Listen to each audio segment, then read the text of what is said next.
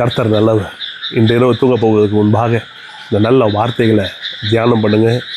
உங்களுடைய தூக்கம் உண்மையாகவே இன்பமாக இருக்கும். யோவேல் தீர்க்கதரிசன புத்தகத்தில் படிக்கிறோம், ஆண்டவர் சொல்கிறாரு, என் ஜனங்கள் வெட்கப்பட்டு போவதில்லை.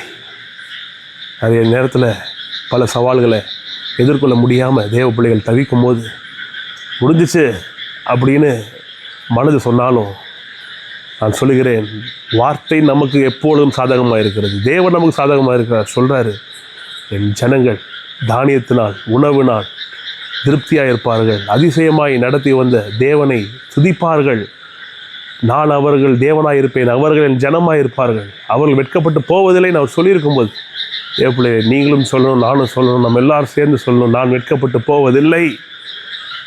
எவ்வளோ பெரிய கவலை, எவ்வளோ பெரிய பாரம் இந்த வார்த்தையை சொல்லும்போது பறந்து போயிடும். கர்த்தர் என் தேவன், நான் அவருடைய ஜனம், நான் அவருடைய பிள்ளை, நான் வெட்கப்பட்டு போவதில்லை. ஆகவே அவனை உற்சாகப்படுத்துகிறேன்.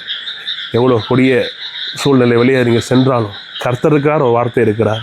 அதை அறிக்கை செய்யுங்க, ஜெபம் பண்ணுங்கள், கீழ்ப்படிங்க, விசுவாசிங்க. கர்த்தருக்கும் அவருடைய வார்த்தைக்கு உண்மையாக இருப்போம். நீங்களும் நானும் வெட்கப்பட்டு போவதே இல்லை. Good night. God bless you. கர்த்தர் நல்லவர்.